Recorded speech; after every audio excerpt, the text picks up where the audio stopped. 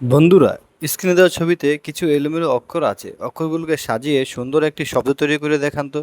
আমি জানি 99% মানুষই পারবে না।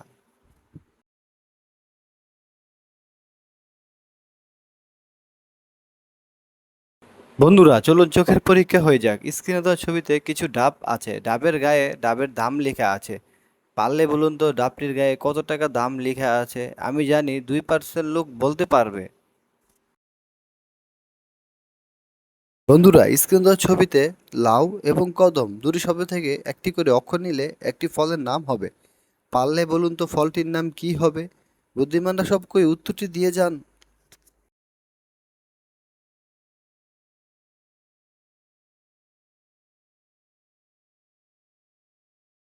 বন্ধুরা, স্ক্রিনে দেওয়া ছবিতে কাতলা, চিতল এবং ইলিশ এই তিনটি মাছের থেকে কোন মাছের মাঝের অক্ষর বাদ দিলে একটি পাখির নাম হবে? পারলে বলুন তো।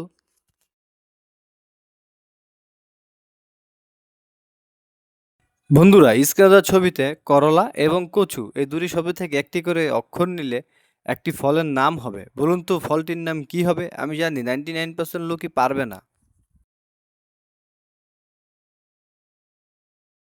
বন্ধুরা, স্ক্রিনে দেওয়া ছবিতে ৬, ৩ এবং ৯ তিনটি শব্দ থেকে একটি করে অক্ষর নিলে একটি ছেলের নাম হবে। পারলে বলুন তো ছেলেটির নাম কি হবে? বুদ্ধিমানরা সব কই উত্তরটি দিয়ে যান।